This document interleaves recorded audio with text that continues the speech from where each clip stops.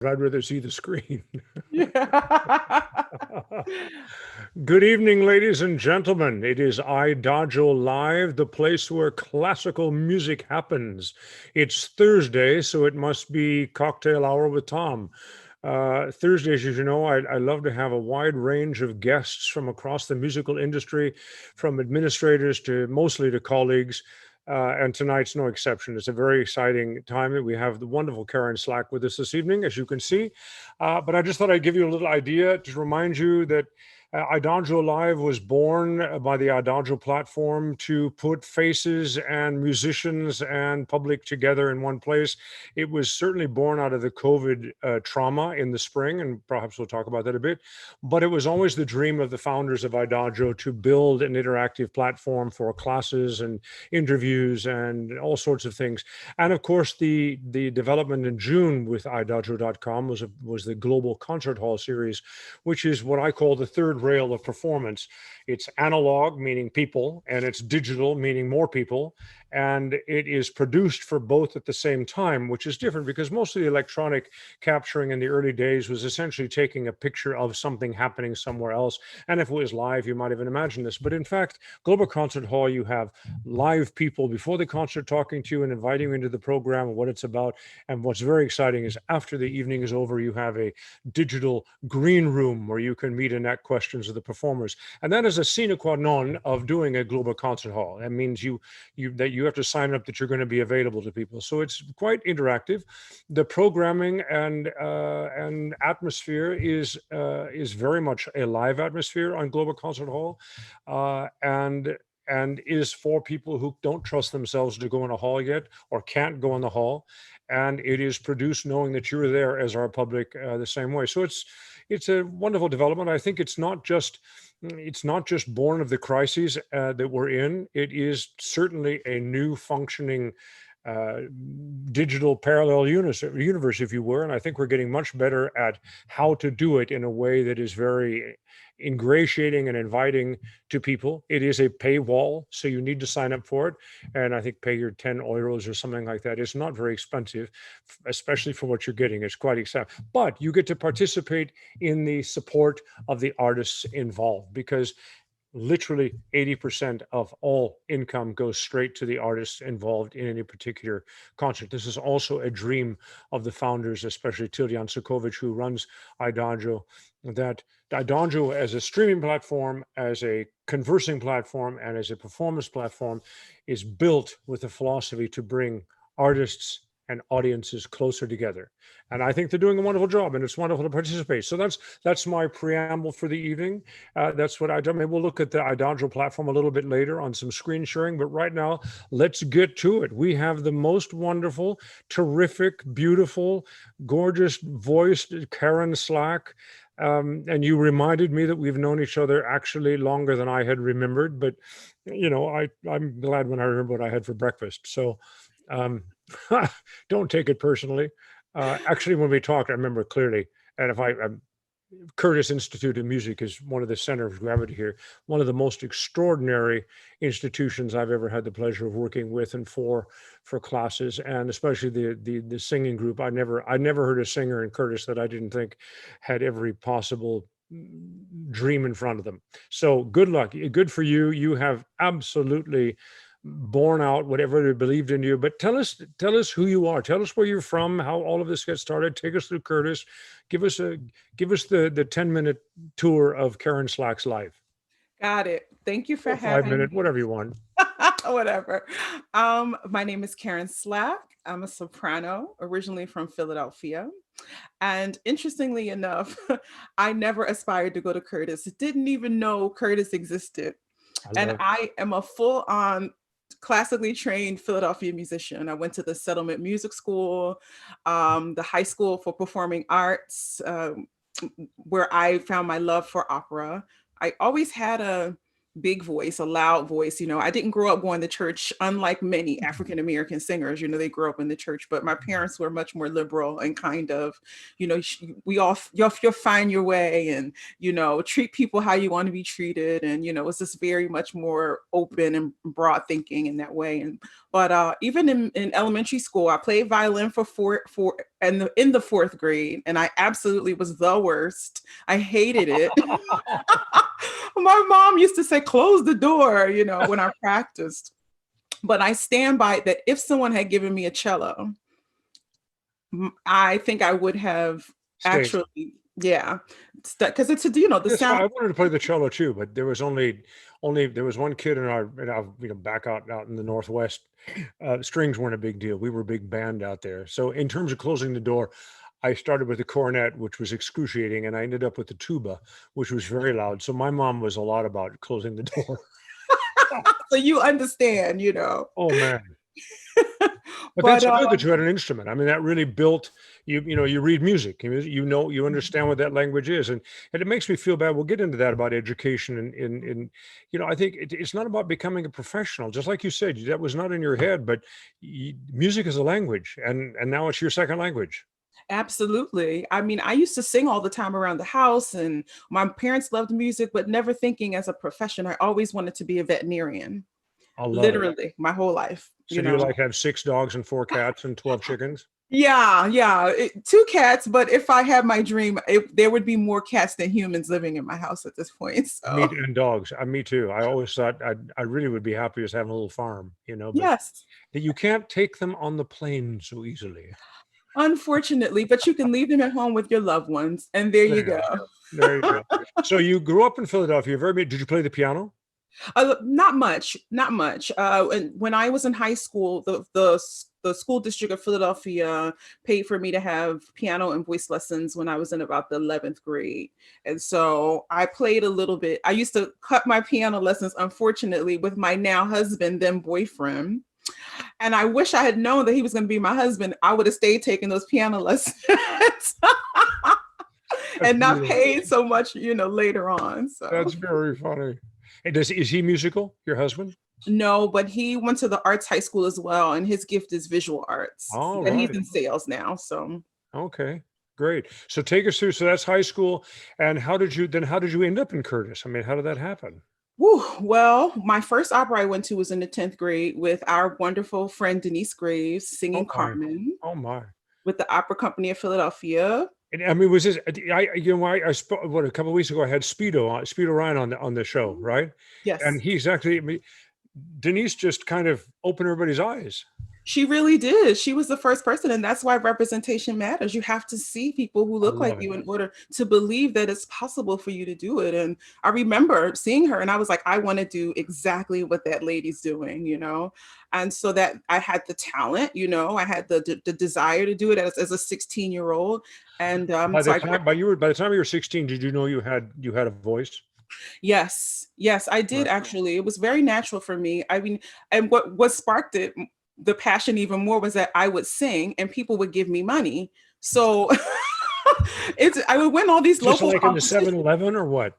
No, local competitions, Philadelphia. Well, I wish every time, somebody would throw me $20 or something. But no, there were lots of local musical competitions in the area, because Philadelphia, of course, is a major international music hub.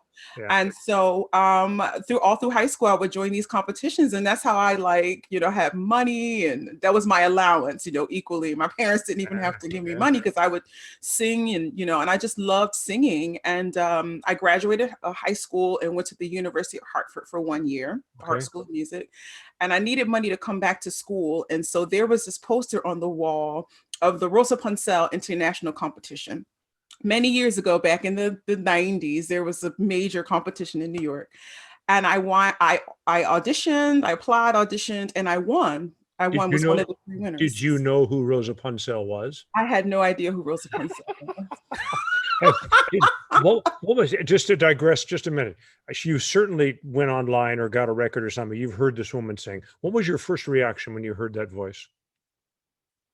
I couldn't believe that a human being could make that sound. But kind of a forgotten, we still talk about Callas and Tebaldi and some of the other greats. Rosa Poncel for the diehards, but I mean, my God, what a voice. What a What voice. a voice. I mean, just this column, chocolate, Ah, yeah, caramel, cream, facility from the top to the bottom, yeah. and because I won the competition, got to coach with Igor Chichagov, who was one of her coaches. And he taught me how to sing pianissimo at the top of my voice, how to trill the very old school The old way. school. Wow. 3 lessons a week, Italian, piano. Like I was 18 years old living in New York City. Wow.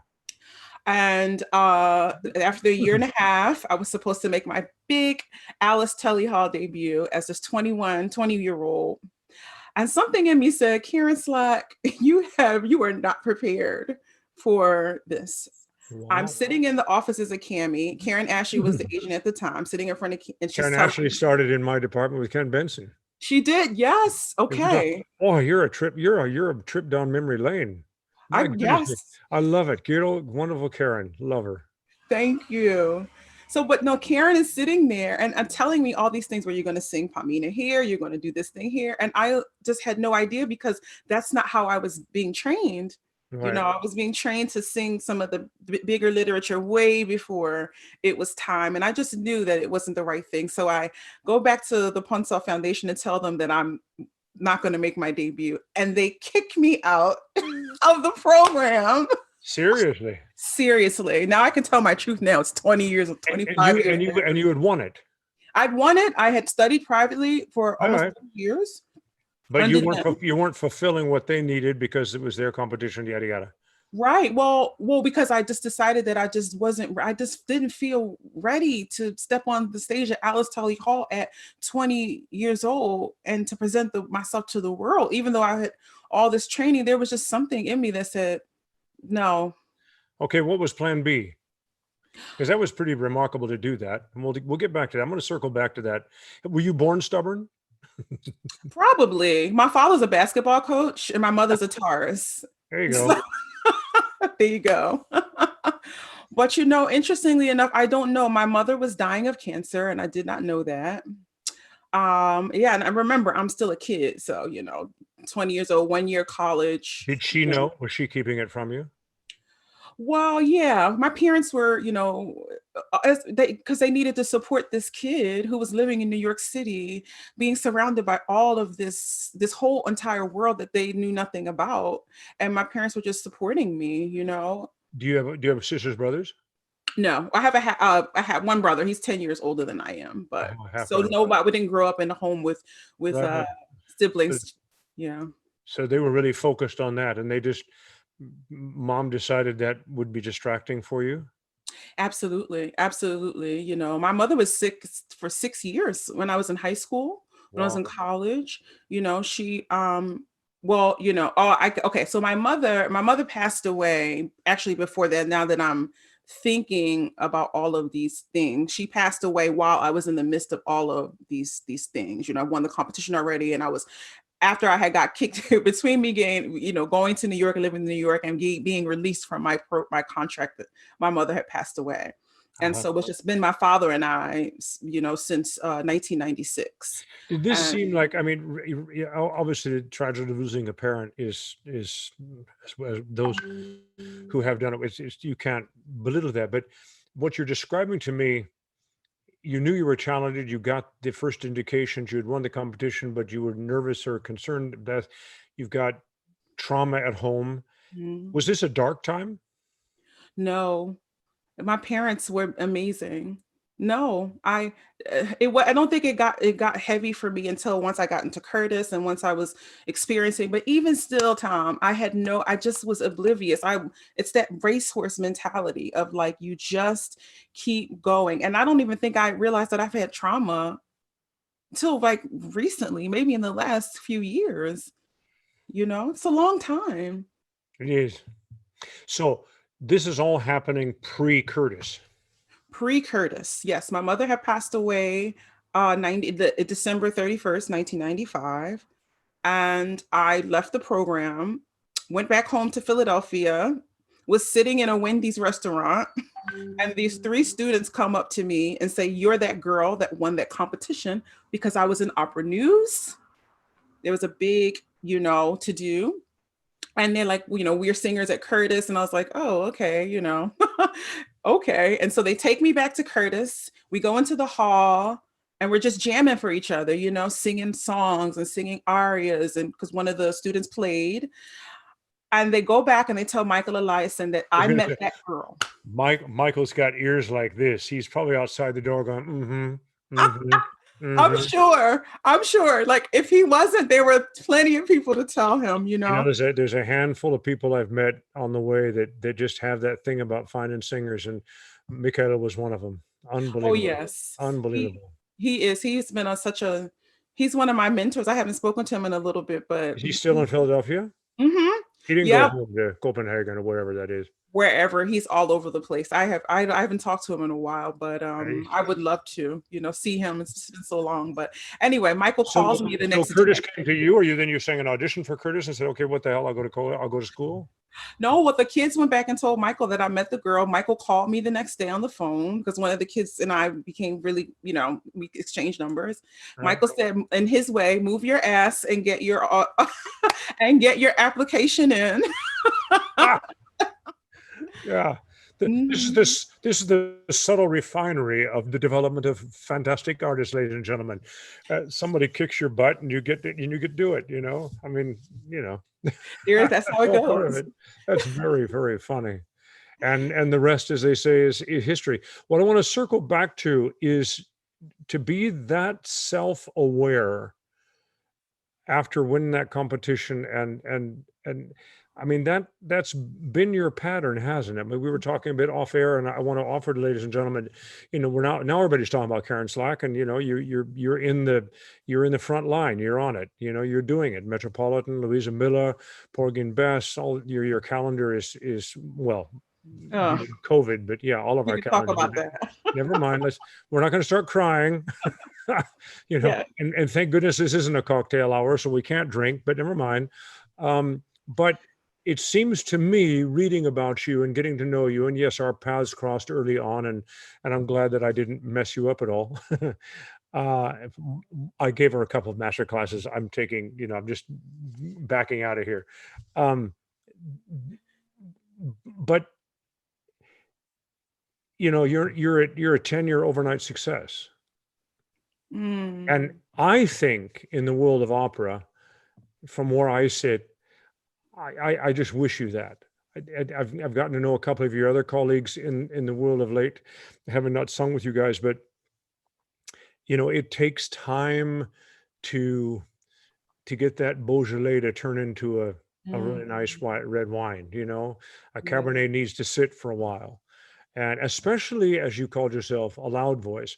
I'm not particularly enamored with the adjectives of big and small with voices. I think resonant is more the point. But yes, a very present voice. And what I really am impressed with you is that you could have gone a different direction. The 20s for most of us are about either your voice is more mature than your body, or your body is more mature than your voice.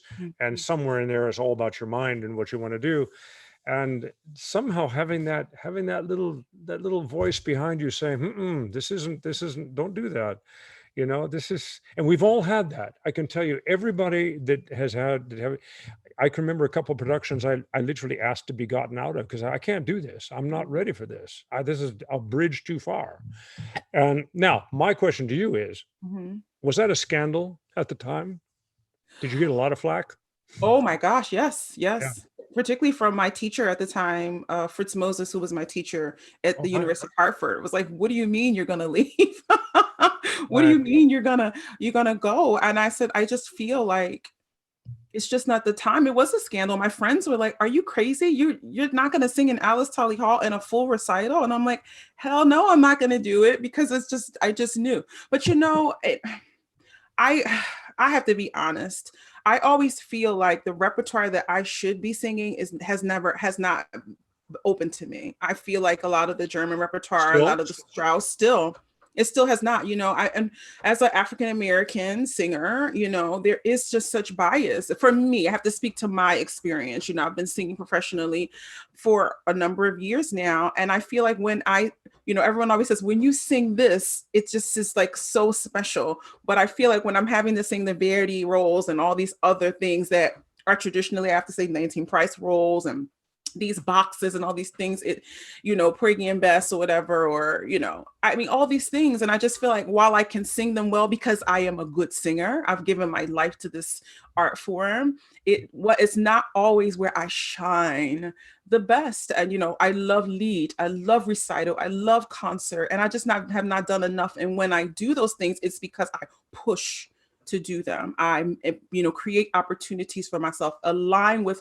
artists that I want to work with. And so, you know, and maybe it could be just the American system that does not allow for you to have the opportunities to do the type of repertoire and to do the things. And so, you know, I've said no to things, you know, Norma, I was supposed to do a premiere of Norma at 25. I had my big debut. I was like, what are you talking about? Like, it's just, you know, I don't know, just finding my way has been quite difficult to have someone who understands the kind of artist. That's why when you came to Curtis and you responded to me immediately in that repertoire, it, you know, Michael always believed that that's the things that I should have been singing and all that, you know, but when you get out into the industry, it's a different dynamic. Do you feel that, cutting right to the chase, do you feel like there's an African-American soprano Fach?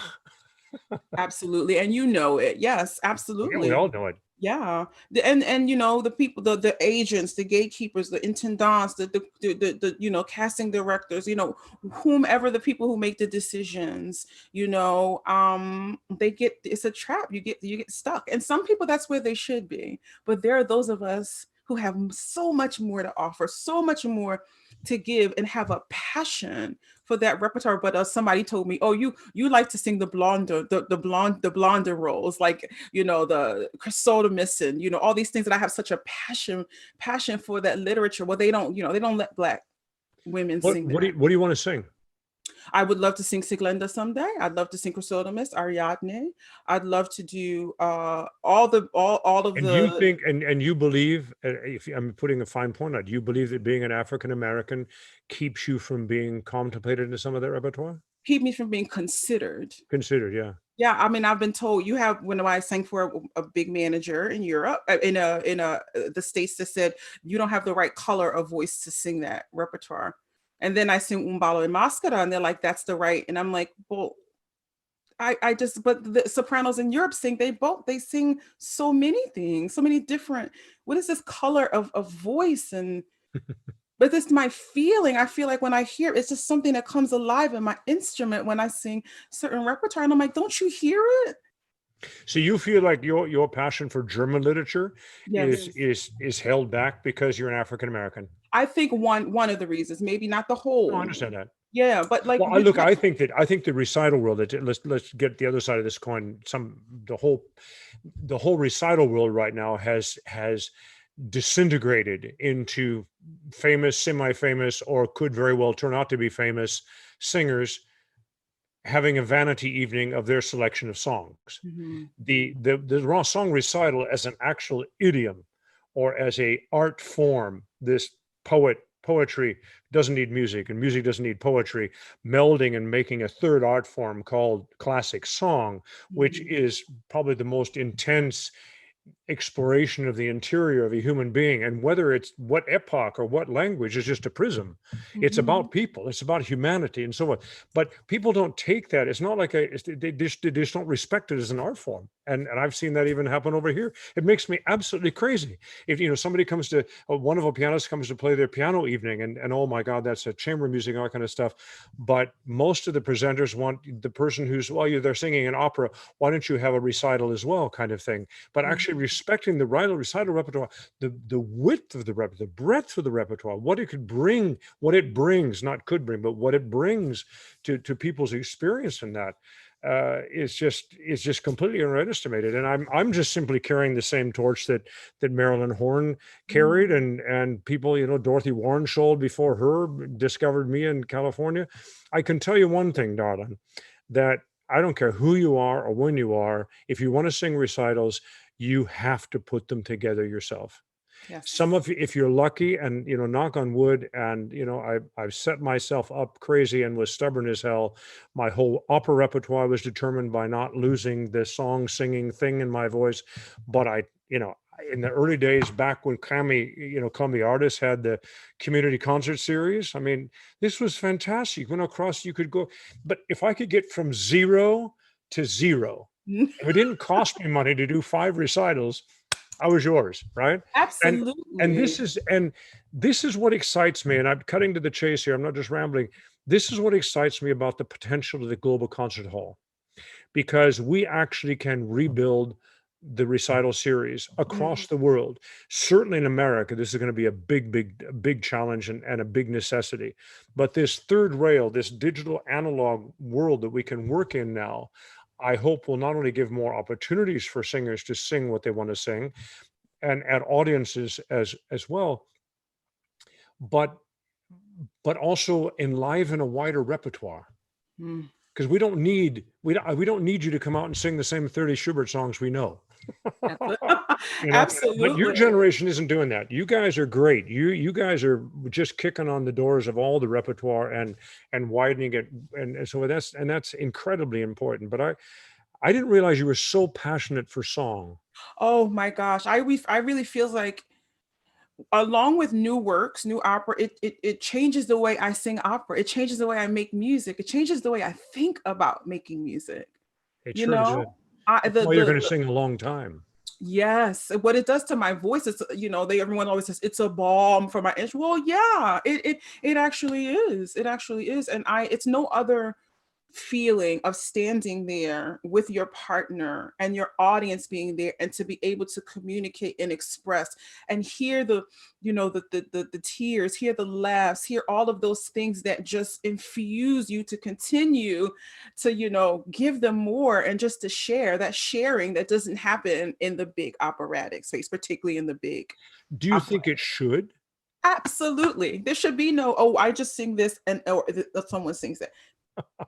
It's the same. But that's why I said it changed the way I sang opera, because I didn't sing opera. You know what I mean? I'm one musician, and that's where I found, now I feel like as a mature singer, all the potential, it all starts to make sense when I start to now make all of the music. Right. How I look at a piece, how I come to a piece, how I look at those black notes on that white page, and the text, and all of those things. It's changed. It You changes. know, That's why I push so hard.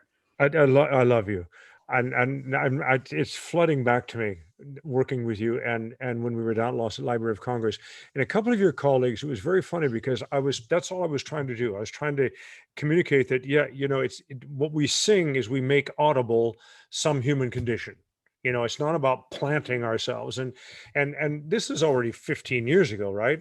So, and my concern about the development and the casting directions is that, just being a complete ass about it, I don't think that opera should be a gladiator sport.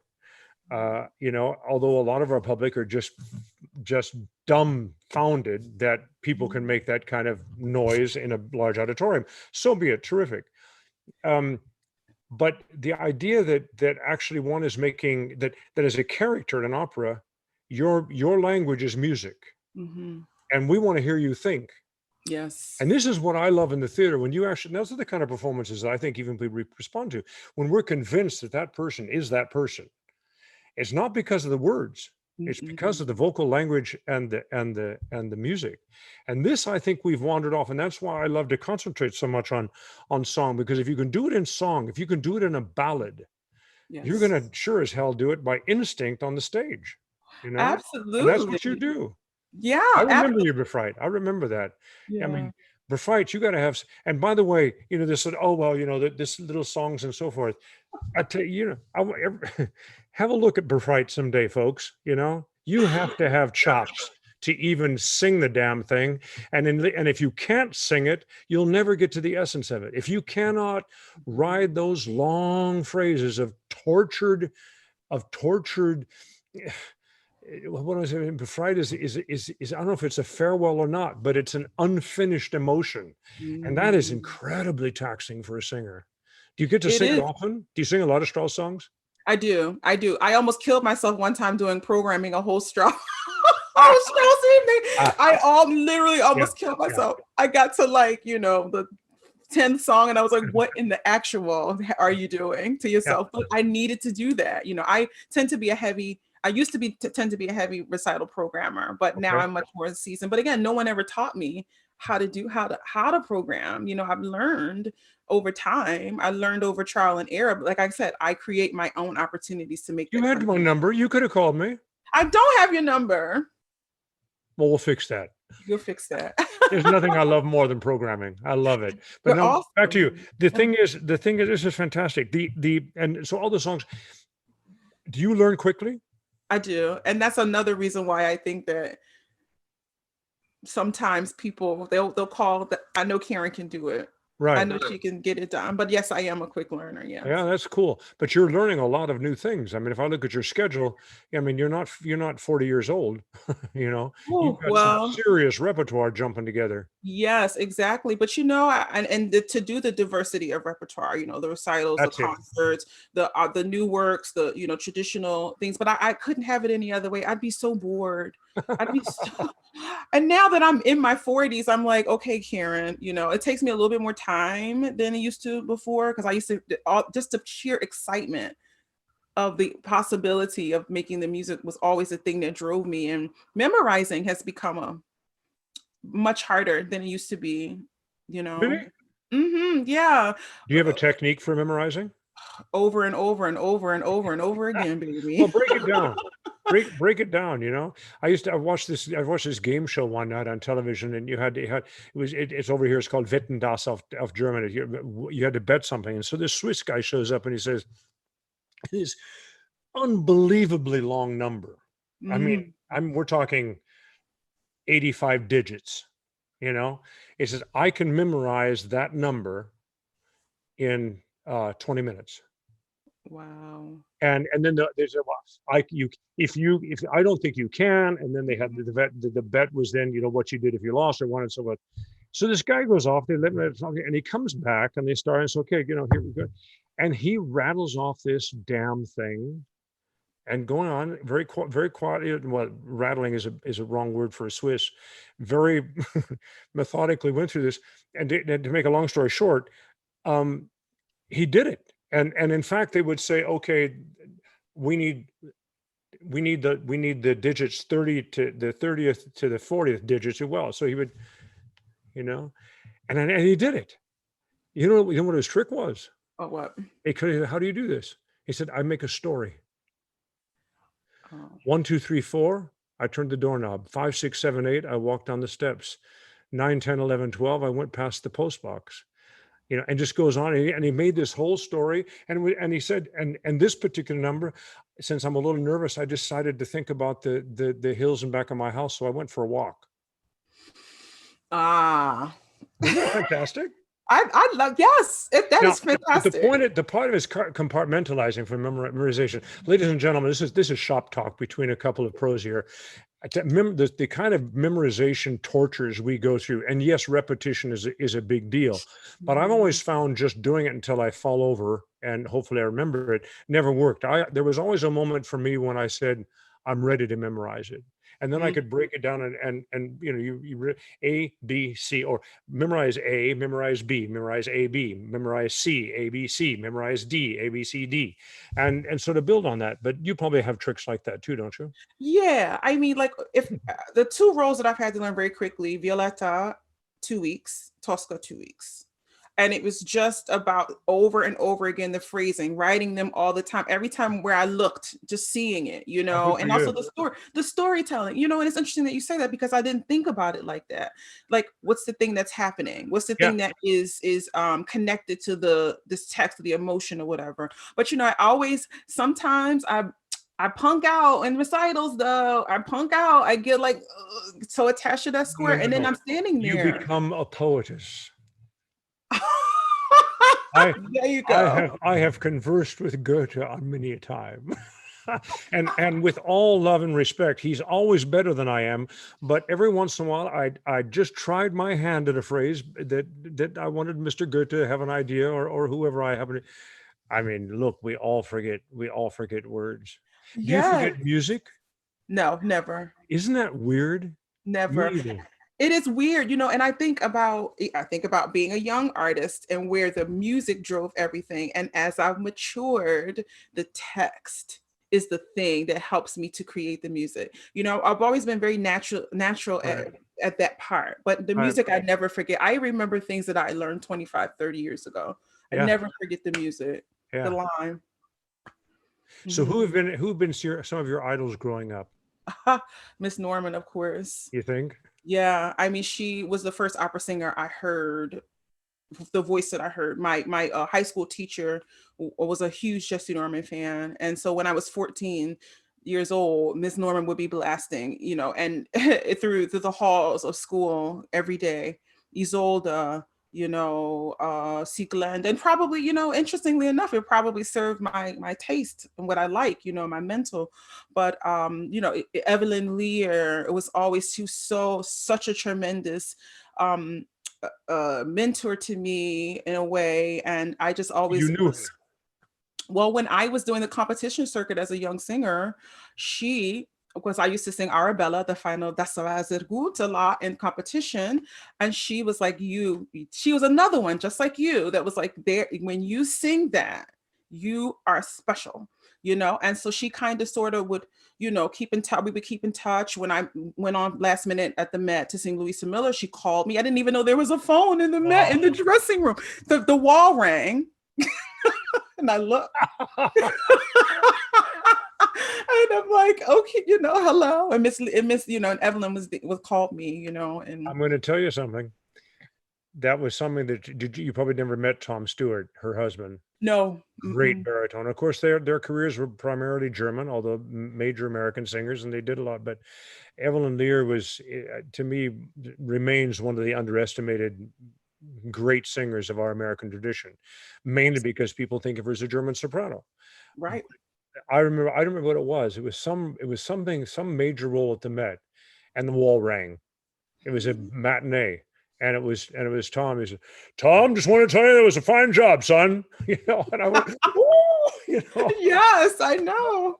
It Incredible. means so much. Don't forget that, because and now I'm at that stage as well. I really, I love calling somebody and saying, that must have been a lot of work. Well done. And I know you do that anyway. I want to talk about some of your other activities. I mean, what's this center of gravity out in Portland? Where did that come from? Well, I think it came from my wonderful show, Kiki Conversations, of course, which No, put no, me in. back up, back up, back up. You just ran over. Who? Talk to me. What's Kiki? Are you Kiki?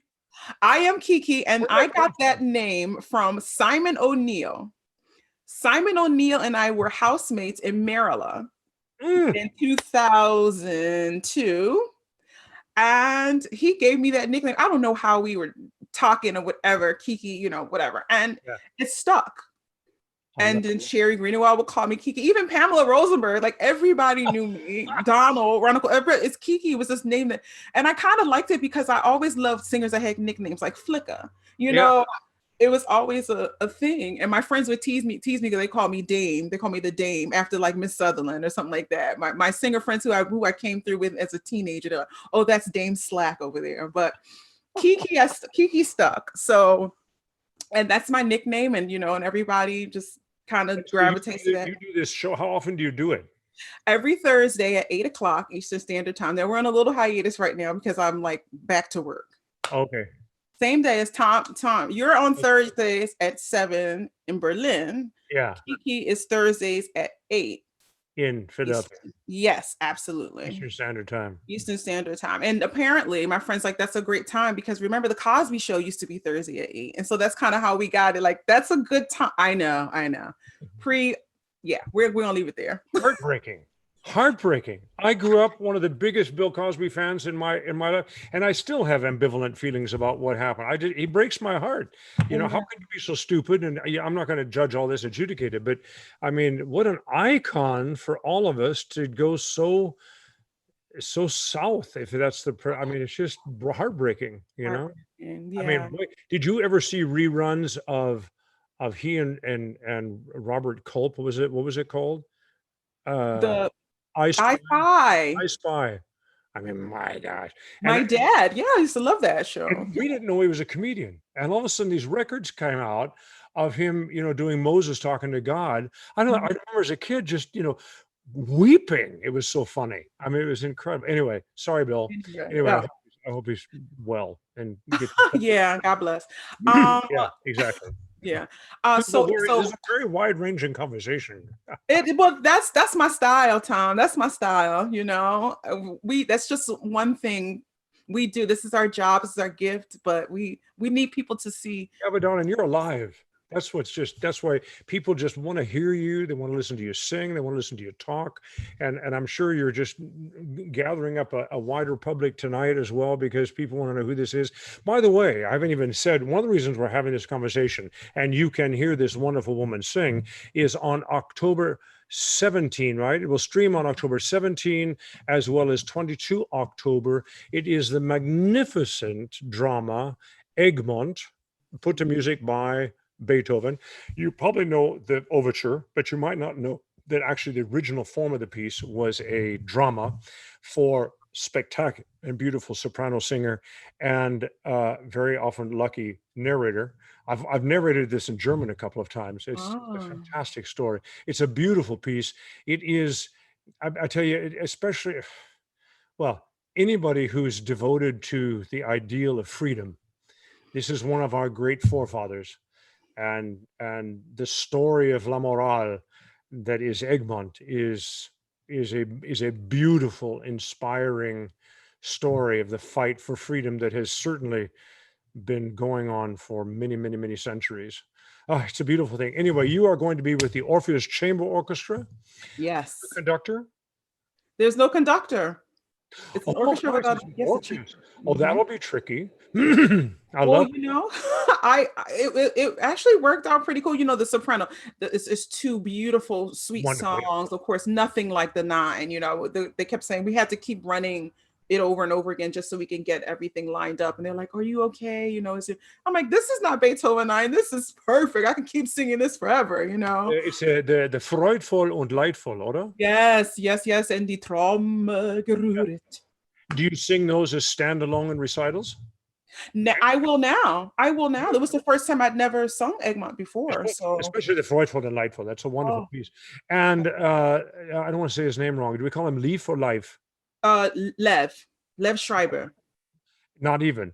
Lev Schreiber is the narrator, wonderful actor. Yes, And and I'm such very a jealous. nice When I heard guy. you were doing this, I said, do they need but I can't get over there. Anyway, I've never done it in English. I would love to do it. It's a wonderful piece. Anyway, ladies and gentlemen, Global Concert Hall, Orpheus Chamber Orchestra, which I have, they are a wonderful group. They are Oh, just, can you believe it? I mean, it's just, and I don't know about you, but I love working with chamber groups without a conductor, so that you can just, everybody's musical and you're finding the phraseology together. And it's not about who can do this. It's about, you got to show them where you're going, and they just listen like crazy, and you want to hear what you love it. absolutely, absolutely. There's a line with the oboist, I think it's a flute, where we are together, and just to be together and to make the music. And we practiced it a couple times with me facing him, and then we just aligned, and it was just so brilliant. And I love them. I kept thinking the whole time, selfishly, like,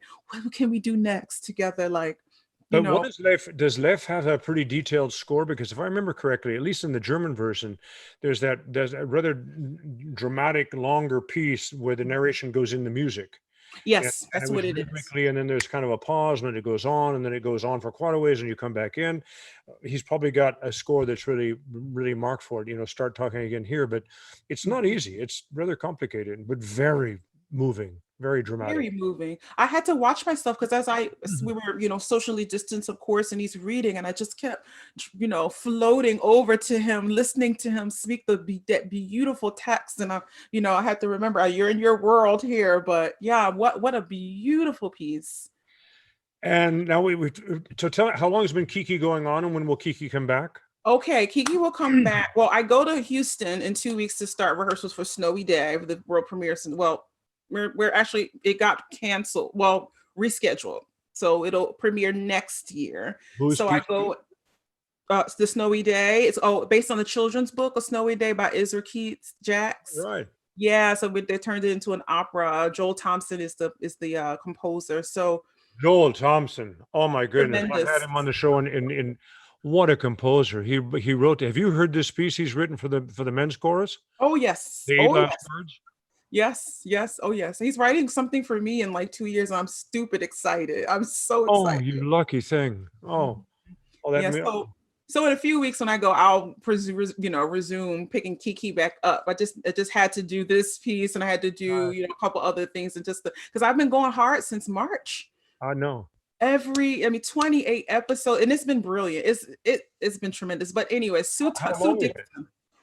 The shows are normally like, until people stop talking, I don't even have a day. Some are an hour, some are 2 hours. Wow. When you have someone like Ricky Ian Gordon or Mark Markham, or Terrence Blanchard doing the composers panel, whatever, you just let them go. You let them go. Yeah. Well, that's what I'm trying to do with you. I love it when you start talking about. Tell me about Lyric Fest. Okay. Well, I have to tell you about Portland first. I'm gonna get that. Yeah, right. Yes. Bravo. Thank you. Yeah. Sue Dixon, who's the new general director of Portland Opera, reached out to me and asked me to be an artistic advisor for Portland. Never met Sue, never worked in Portland, had no connection to them.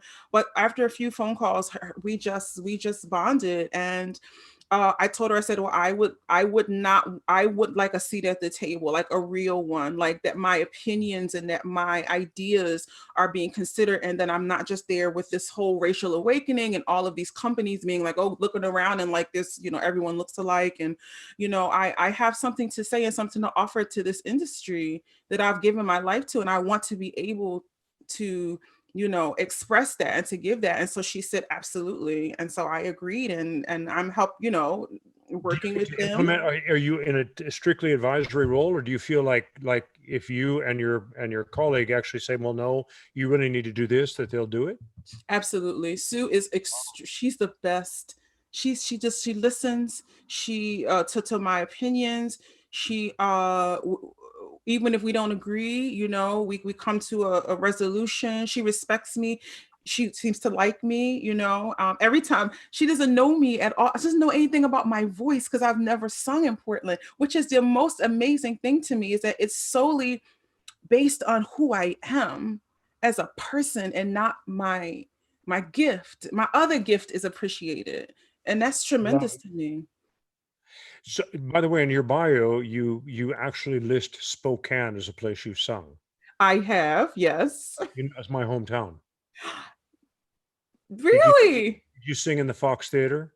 I did, yes. With the symphony? Yes, it's been a number of years, but yes, I did Mendelssohn's Lobgesang there. If you wander towards the front where the patrons hang out, you'll see a wonderful plaque that says that the fire curtain, that is a unbelievable American Indian artwork, is the Thomas Hampson Bruce Ferdinand fire curtain. And actually, the renovation of the program, I was honored to be the honorary fund driving project. I was the peacock at the front of the. Everybody else did the heavy lifting. I sang to shut the place, and I sang to open the place. That theater in the balcony is where I heard classical music for the first time. Wow. I was in high school. So you remember? Do you remember where you heard a symphony orchestra in my life until I was 14 years old? Right. Do you remember where you were sitting?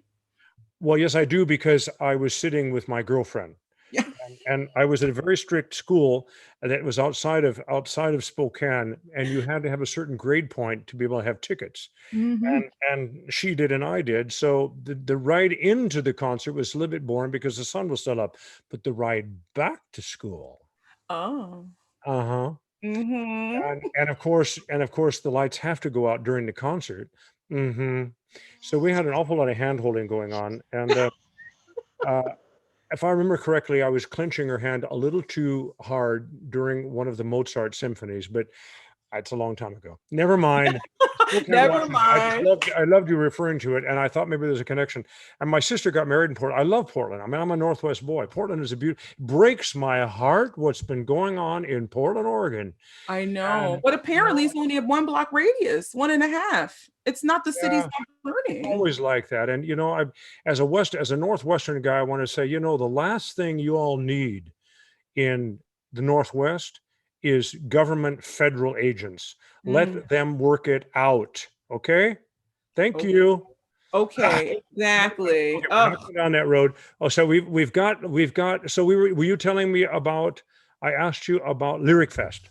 yes. So Lyric Fest is a wonderful organization in Philadelphia, headed by the fantastic pianist Laura Ward All and right. Suzanne Duplantis. Yes, and I am doing this amazing piece that they allowed me to curate called hashtag Say Their Names. Oh, And wonderful, yes, and the program is based on various social justice movements that were started by women, Black women. wonderful. Yes, and so there'll be I think poetry there's a reading. woman at the turn of the century, Talbert.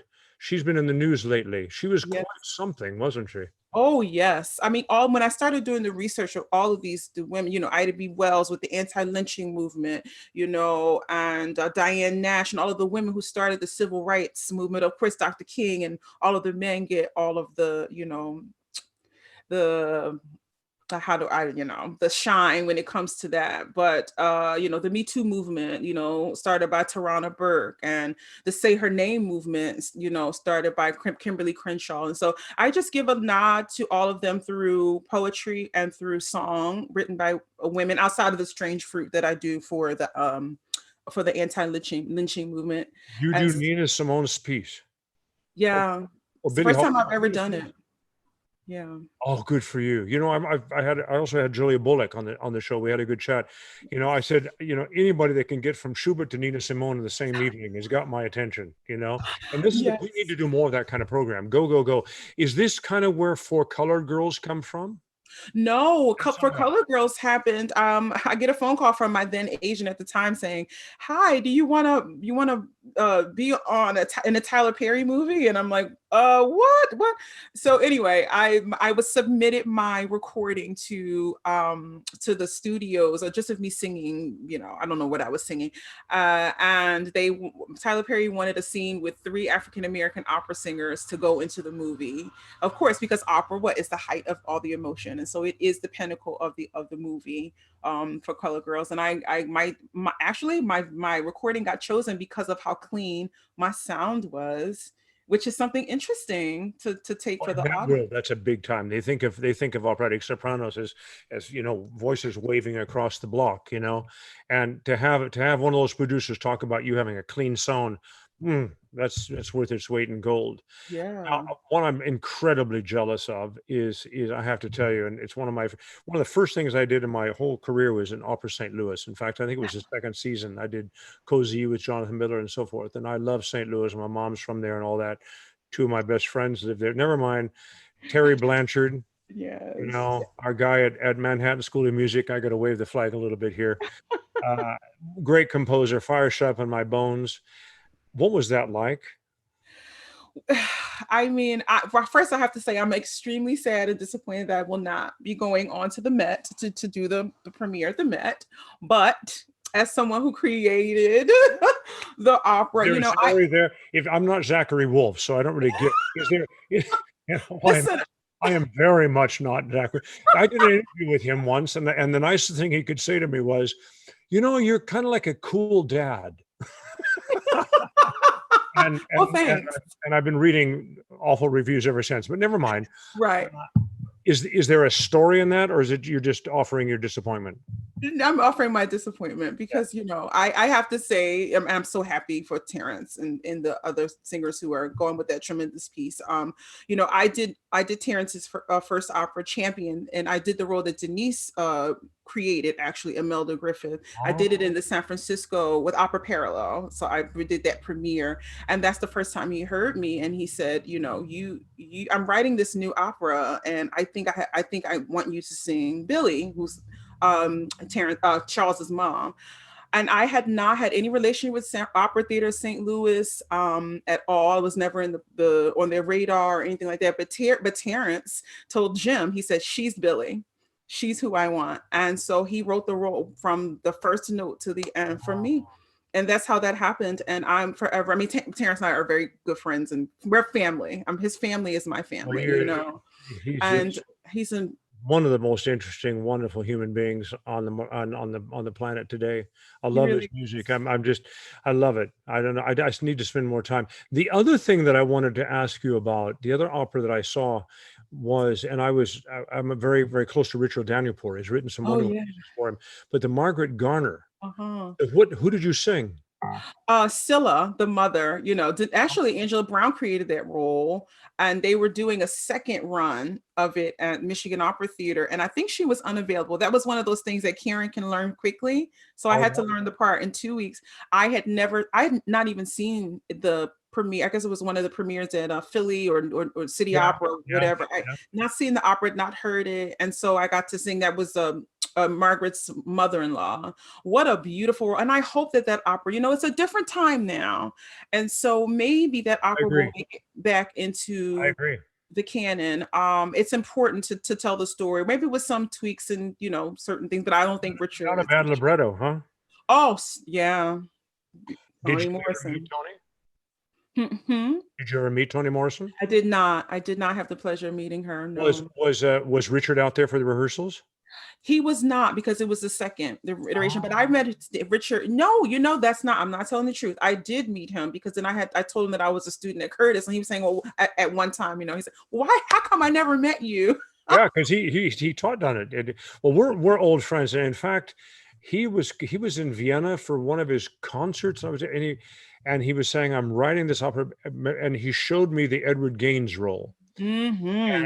and I fell in love with it, and we were just literally reading it that day, and we started working on, so what's Edward trying to do? Yeah.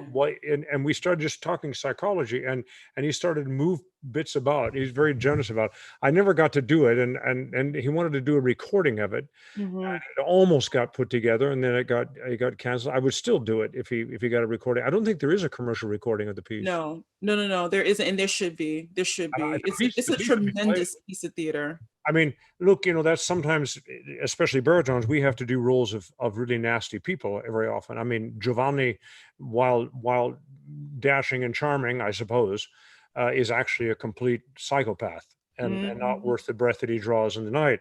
And Edward Gaines, it reminds me of the British actor Edward Fox, who Mm. became very, very famous for playing all of these tremendously unpleasant Victorian iconic English soldier, conservative assholes. Yes. Uh, and to play the part of a plantation slave owner, I probably would have spent as much time on the therapist couch as rehearsal. That would have been a tough chew. Because I'm just so I don't understand it. It just makes my stomach turn. But never mind. Yeah, Look, I want to read you absolutely. something. You wrote, and I want you to riff on our few minutes left here together. Mhm. When you decided to come on to, I believe this is from Portland, when you're joining Joel and Ian. That's it. Oh, that's Banff. Banff. Great, Mhm. exactly. I'm delighted to join both Joel and Ian on this journey of giving unheard voices and untold stories the platform they have long deserved. As we are navigating through this new normal of creating art virtually and a racial awakening, I feel honored to be able to educate a new generation of artists about the past and assist in the creation of what we desire to be opera in the 21st century. That is a beautiful statement, but we need to unpack it a little bit. We need to Mhm. talk about new normal. We need to talk about digital. And I've asked so many of your colleagues with the most open of heart, are we at a new place? Are we at a tipping point? Are we in a new reality? You know, if you read what, when the whole awful death, well, there's so many of them I can't even say, but Mm, Wynton Marsalis mm, wrote a beautiful tribute and warning on his Facebook, in which he says, you know, I've been doing this my whole career. I've been doing this my whole life. I've written music. I've talked to new generations. We've talked it up. It is a black and white against white problem. And, you know, we've been in the streets, we've been in the concert halls, we've been in the schools, and we're still killing people, mostly mm, black. mhm, And it was a pretty resigned letter. And it moved me very deeply, and it still does. So I have to ask, you know, I have to, I want to ask you as a Black American, I want to ask you as an artist, and I want to ask you as a representative, mhm. how do we move forward? How do we make sure this is a new normal? Mm. Well, I will say this, those who are resistant will be left behind, and it will be a glaring light on those whom are not ready, who have decided that they are not going, Bravo. because there will not be a going back. It will only be a going forward, not only for our survival as an art form, but as people who say that this industry and this art form is important. It's so important. It's so important for people to support it, to love it, to let it go into your, you know, your pores and your DNA. Why are we out here saying that it's so important when it doesn't, when we are not representing and we are not saying that, you know, we wanted to go the way in the direction that the rest of the world is going? You know what I mean? I When I do. say that. And those of us who, you know, I never thought of myself as a black singer, as I would listen. I grew up in Philadelphia, you know, this, as I have this, I know black is beautiful. I know black is amazing. And I, you know, I grew up in a community that is very steep in, you know, representation and empowerment, all of these things. It wasn't until my voice changed or my voice got, you know, more mature, that I realized that I was black, because people start offering me black parts. And I had to come to some kind of like, well, you know, I was shocked. I was shocked because it wasn't just about the art that I created or the things that I had to say. It became about what I looked like. And I've been carrying that through my career. And, you know, I talked very openly during the LA panel about all of the things that many of us carry into these rehearsal spaces and into these contracts and into this industry, that our colleagues have no idea. When you do know, and maybe not every artist feels that way, but, you know, I think about what I'm going to look like, how I'm going to represent myself, how I'm going to represent people who look like me, how I'm, you know, and I know there are many people who have not had the opportunities that I've had. Mm. And I do know that the doors I've been able to walk through and those that have been shut to me, but I still continue to, um, you know, arrive, show up, because I know that this is where I'm supposed to be. You know, I know who I am. I know my gift and my talent, and that is the thing that drives me, that pushes me, regardless of what people think of me. You know, Do you have, and yeah, oh, go ahead. Okay. no, do you have the feeling that, I don't want to load this because do you have the feeling sometimes that people don't listen to you, but look at you? Absolutely. Yes, of course. I have to Of tell you, I think first of all, I can imagine that, and I want to unpack a little bit from the African American side, but there is a certain there's a certain amount of that in our industry, period. Mhm. You know, I mean, oh, he's 6'4", or he's good looking, or he's not good looking, or the voice is this or that. You know, it's like most of my colleagues, most of us want to say, can you just leave that at the door? You know, I'm actually singing this. Have you thought about that? You know, actually, in this moment, Murike is Mhm. smarter than you are. Right. You know, Exactly. and Schumann goes without saying. You know, Yes, and absolutely. I feel like, you know, we are in a deeply visual dominant world Mhm. now, Yes. and visual always wins out over acoustic. So we have to, that's been sort of this drive of, I mean, if you think about when people talk about modern productions, they're usually talking about the pictures. Yeah, yeah, Because, exactly. the character, whether they're dressed in something funny or they in a particularly unusual atmosphere or something, Mhm. you still have to be Emily or Amelia or whatever Mhm. else. But on Absolutely. the And concert as a stage, it's difficult. And yeah, so on the concert stage, you still feel like it's hard to get people to go with you into white repertoire, if that's what you think it is. Do you think not the Strauss is not the concert. Strauss is a white guy? No, I just sing it. No, not in the concert room. That's partly why I think I love recital. I can wear Right. what I want to wear. I can sing what I want to sing. And there is no box. I don't have to sing the high C like Leontine when I sing Aida. I don't have to, sing this phrase like Miss Norman when I sing Ariadne of Knox. So you know what I mean? Like I can just be Karen Slack in a way. And then I think I'm my best when I'm my best when I can be me, and I in my beautiful and my blackness, and people love it and they embrace it. My friend told me, it was going back to the whole, injustices and all these things. Early on in the pandemic, I was fighting with a couple of things right after the Porgy and Best at the Met, and I was just struggling with some things. And he was like, you are fighting against this whole being seen as a black singer, as in a from the white lens being seen as a black singer, and you need to step into it. He's like, and I know you do, but you don't fully step into it. And there was something about the moment when George Floyd was murdered that changed in me. It changed me. It changed the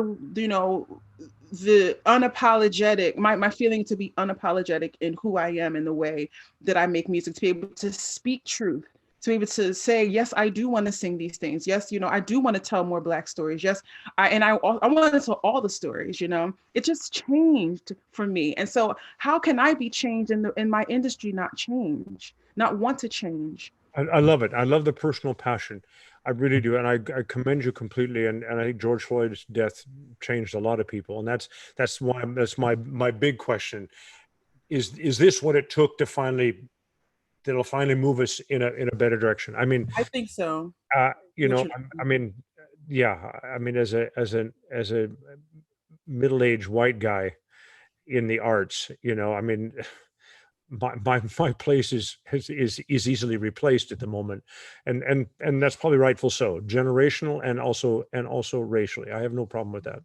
In fact, all I really want to do is enable and empower and embrace my young colleagues to go on. It's time to pass the torch, and I'm glad to do that.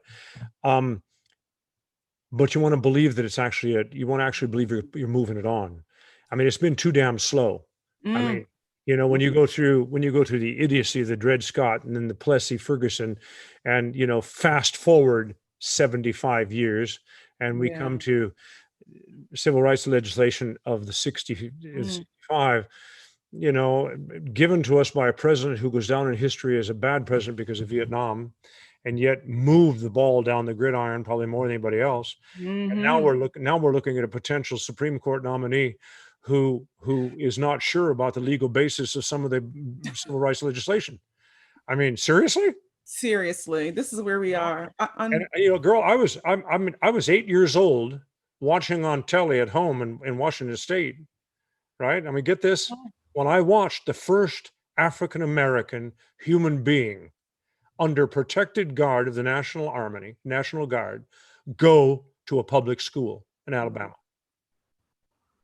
Wow. I mean, And how hello. did that make you feel? How did you feel when you saw Well, I that? was a kid, I mean, I was a kid up there, and that's the thing about living in the Northwest. I mean, things that happened through the contentious times, 60s and 70s probably even more vivid in my memory. I had to watch it through another lens. I wasn't there. Mhm. I wasn't going Mhm. to big school. I Mhm. just remember, it was just, and talking, and my dad, chemical nuclear engineer, we'd have these conversations, say, what the hell's going on? What's the Yeah. problem? Why Mhm. why would those people not have the chance to, and I'm sorry, those people, that's how we spoke, why can't the African Americans have the same chance of development. What is the issue here? What is wrong with these people? I mean, we just thought George Wallace was the devil in white clothes. I mean, we just didn't. I mean, I still do. I mean, I just don't. I've never physically. I can intellectually get my head around it, but I just can't physically understand the racial issue. I don't get it. I don't get it either. But I simply cannot identify at all with a human being that would put their knee on somebody's throat until they died. I don't know what that means. And I think a lot of us are like that. And yes, we can then blossom into systemic racial problems. And America, the underbelly of America has always been, and for some time remaining will be, racial and financial inequality. You cannot separate the two. You can't. Right. And you can't separate that. And you can't separate the international issues with racism in America as well. Banff is in Canada, right? And there is this whole idea of that, certain, when I speak to my Canadian friends that, there's things in America. And it's like, well, you have your own history, with Indigenous people and also Black people, And so I just want to go back before we wrap. I want to go back to the statement that I made for Banff. Thank you. And, the idea that Joel Ivany, when he approached me about being a part of the team, it was to give students and musicians a much more broader education, meaning that the education that we get in the conservatory is a very Western white, right? We all learn we have no idea that at the same time, Black composers, Black instrumentalists, and women were making and creating art at the very same time. Schubert, Schumann, Beethoven, Brahms, we're creating music. And my passion is to give those voices a place, give those composers, teach the repertoire from the operatic repertoire. African Americans have been making opera for decades, and I think that the 21st century musician, and I think you talked about that. I remember specifically when you came to Curtis, you had a thing about saying, how do we train the 21st century or the 20th century musician in a 18th century art form? Do you remember saying that? Oh yeah. I never forgot that. And so when I always kept that in my mind. And so I think that also always forms when I start to think about the 21st century in that way. The way we do that is to teach everything. We have to teach it all. And it forms the way you create music. I cannot express how important it is to be inclusive. And not just about color. It's not just about color or gender. You must teach the whole spectrum in order to find out who you are and what you want to say. And just for that reason, every institution and every school, every opera house needs to change the way they do business. Oh, that's a wonderful thing to end on. And you're absolutely right. We just simply have to do it. Not just better. It's not a question of better. It's certainly a question of different, and it'll be better because it is more in tune. I mean, Ken Robinson, God bless him. I did not know that the great Sir Ken Robinson, one of the most inspiring speakers on education and creativity that we've had in modern times, died a couple of months ago. And when he talks about education, he says, very good points. If somebody came back from the dead from 100 years ago and walked into a classroom and blindfolded, he took the blindfold off and said, okay, where are you? He'd know exactly where he is, or her. I don't think that's funny. I don't think that's good news. Right. And if there's any part of, and going back to digital is not the answer to everything, but this crisis has forced a parallel consciousness of digital communication, our conversation, teaching, performing, and it's a frontier right now. We need to burst that. And that was the other part of your statement here. Digital allows inroads into who we are as artists and into the world which we're trying to make audible like never before. Absolutely. And we can do things we couldn't do before, better and cheaper than we ever. Exactly. And this is really exciting news. And that is a silver lining to this truly horrifying and deeply perplexing and confusing time that we're in, and Mhm. it's not going to get all better on November 4th. No, it will not. And actually, I'm I going to sure be hope we take I necklace. sure hope we take a right step in the right direction, but Yes. never mind. Not going No. to get on there. I don't Mhm. forget that statement, ladies and gentlemen. If I'm going to make a political statement, it is vote. Just go out and vote. This is a right, a privilege, and by God, a responsibility, because it is one of the last things we really still have a right and control of as American citizens, is to exercise the vote. And yes, you can make differences if enough like-minded people decide that the vote is important. But if you don't vote, you do not get to bitch 2 weeks later. Nope. Just stay out of my face. You know, the whole, Block yourself. exactly. I mean, the Brexit thing, 3 weeks later, they've determined that 73% of people under the age of 35 were adamantly opposed to the Brexit vote. 32% of them voted, and we did the same Insanity. damn thing. I fought as a young university person. The vote going to 18 from 21 was in my school time, in high school and Mhm. college. And we fought like dogs and cats. And the first time, boy, we had some good votes. And so I remember somebody saying back then, well, we'll see how long that lasts. And by this third cycle, Mhm. oh, well, Mm. we can't change. They weren't going to do it. Vote your heart, vote your dreams, vote your visions. Don't Mhm. vote your pocketbook. Vote for something No, much more important than that. And absolutely. listen to opera, and whatever you do, find out where she's singing, because you can Well, get a lot listen, better. vote Kamala Harris. Kamala I Harris. love it. I love it.